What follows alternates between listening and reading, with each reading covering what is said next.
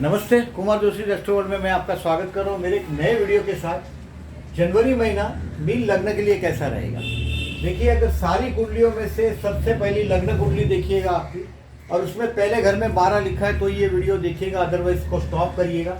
12वीं राशि है जो आपका लग्न है और 12वीं राशि मीन है। अगर आपके पहले घर में 12 लिखा है तो इस वीडियो को देखिएगा। अभी मैंने इस महीने को मैं 3 हिस्से में बांट सकता हूँ जो प्रेडिक्शन के लिए।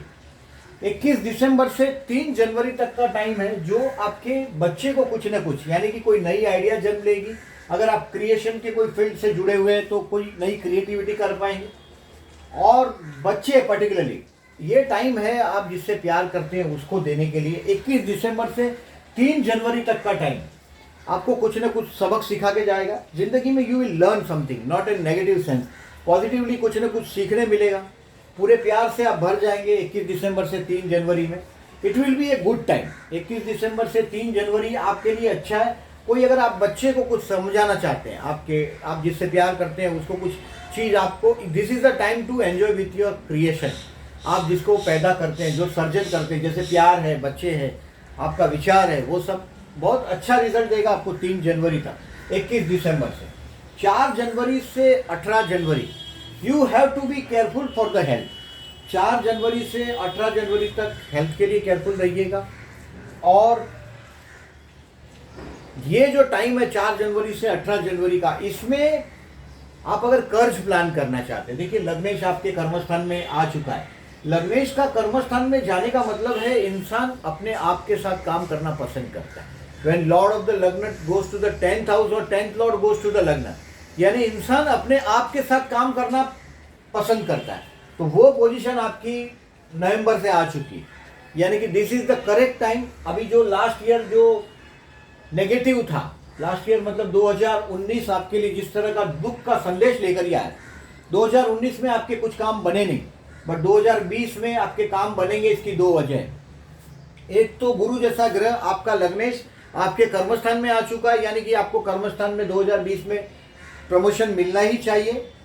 और शनि कर्मस्थान आपका छोड़ रहा है, यानी कि शनि का जो पूरा नेगेटिव जो एस्पेक्ट था वो आपके कर्मस्थान से जा रहा है। और ये कर्मस्थान को चेंजेस करने का जो टाइम है वो आपका ऑन हो गया है। इसकी वजह से अगर 4 जनवरी से 18 जनवरी में अगर जो आप लोन को अप्लाई कर रहे हैं, कहीं ना कहीं से पैसा मांग रहे हैं अपने मैटरनल अंकल, देखिए आपके मैटरनल अंकल से आप ज़्यादा एडवांटेज लेने का ये टाइम है। अगर मामा मौसी से कुछ फ़ायदा लेना है, लोन से फ़ायदा लेना है तो है, ठीक है। ये टाइम 4 जनवरी से 18 जनवरी का टाइम आपके लिए अच्छा रहेगा। बाकी आपकी हेल्थ के लिए केयरफुल रहिएगा।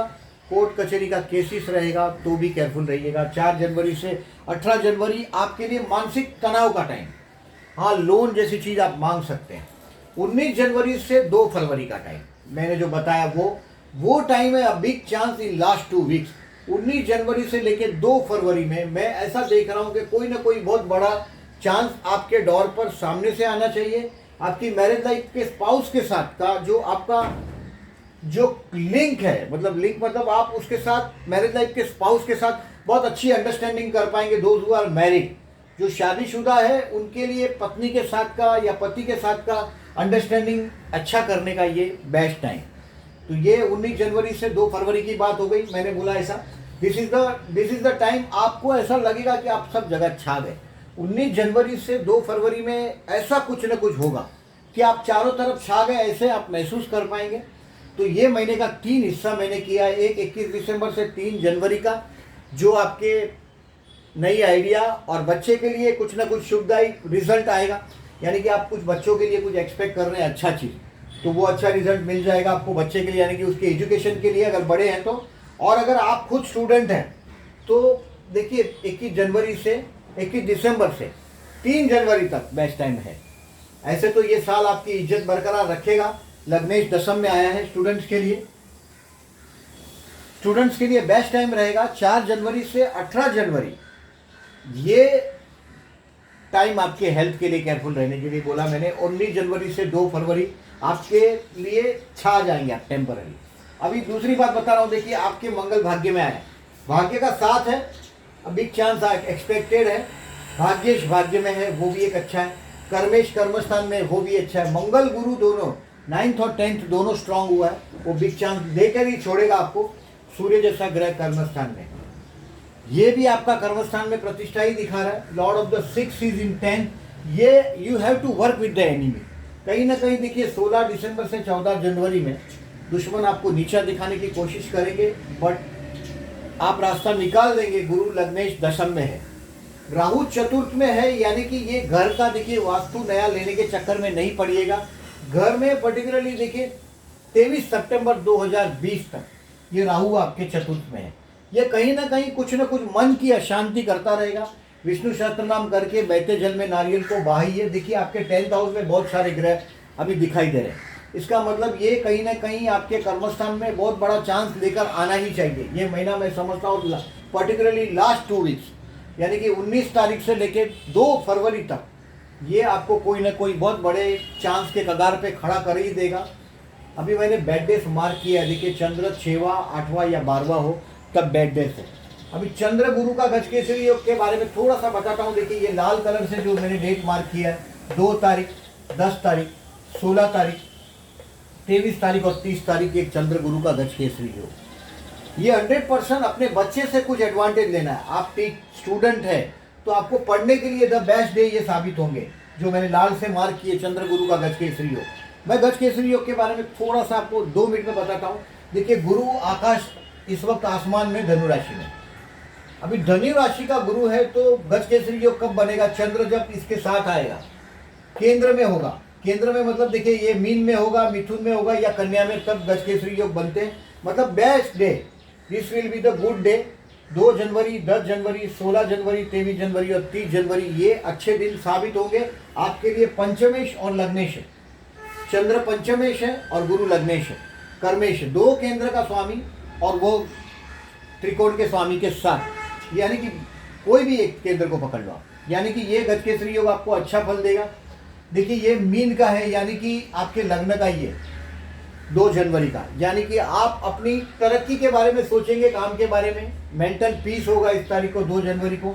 10 जनवरी को देखिए चंद्र गुरु का प्रतियुति, यानी कि ये ऐसा होगा गुरु चंद्र का, ये भी एक अच्छा रिजल्ट ही देगा आपको। ये प्रतियुति मन में अंदर शांति होगी। देखिए राहु है बट वहाँ राहु के साथ चंद्र कंफ्यूजन देगा, बट कहीं ना कहीं गुरु की वजह से ये peace of mind at home.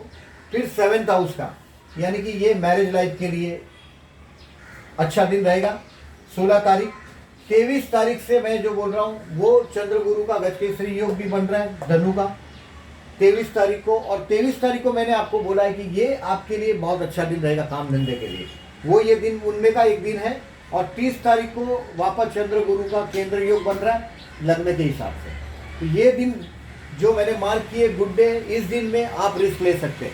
If you are unemployed, देखिए those who are trying for getting the job, लग्नेश दशम में गया है, यानी कि आपका अपना बिजनेस प्लान कर रहे हैं, उसके लिए कर्ज लेना चाहते हैं, तो देखिए 4 जनवरी से 18 जनवरी बैंक में जाके कर्ज का काम करके आइएगा। ये साल ऐसा है कि दोज हु आर जॉबलेस उनको जॉब मिल जाएगा, जो लोग काम धंधा कर रहे हैं जिनके पास जॉब है उनको प्रमोशन मिल जाएगा, और जो बिजनेस को प्लान कर रहे हैं उन लोग 2020 में बिजनेस भी कर पाएंगे। कर्मस्थान शनि छोड़ रहा है और गुरु कर्मस्थान में आ चुका है, यानी कि ये साल आपके लिए बहुत अच्छा रहेगा। मैंने बैड डेज भी मार्क किए, देखिए 6, 8वां और 12वां चंद्र, कहीं ना कहीं कैलेंडर पे लिख के रखिएगा। देखिए 1 जनवरी को 12वां चंद्र है। 12वां चंद्र मतलब विचारों पर कोई कंट्रोल नहीं, जहाँ देखिए यहाँ हम है लग्न में, और 12वां स्थान है जहाँ हम अपने आप को गंवा देते हैं। हम अपने आप को कहाँ गंवाते हैं? देखिए एक तो हम सो जाते हैं तब, और दूसरा हम सेक्स करते हैं तब। तो सेक्स नींद दोनों 12th हाउस में, तो बी रिमेंबर ये 2 घर है ऐसा। और चंद्र 12वें में जाता है तो it is an expensive day, ये खर्च है, ये यहाँ फुलिशनेस है, गलतियाँ हैं। हम जो गलतियाँ करते हैं अपने आप को गंवाते हैं, वी लॉस्ट आवर सेल्फ, हम अपने आप को खो देते हैं, वो दिन है। और 1 जनवरी विल बी एक्सपेंसिव डे। बच्चों के साथ माथापुरी नहीं करिएगा अगर किसी भी वजह से। देखिए पंचमेश 12 में, जिससे प्यार करते हैं उससे भी माथापुरी नहीं करिएगा। 1 जनवरी का दिन बहुत अच्छा नहीं है, पर्टिकुलरली संतान के विषय में। 13 और 14 जनवरी देखिए 6वां चंद्र है, ये मानसिक तनाव देगा। शत्रु के साथ ज़्यादा माथापची में नहीं उतरिएगा, but if you are trying to apply for the loan this day will be prove good.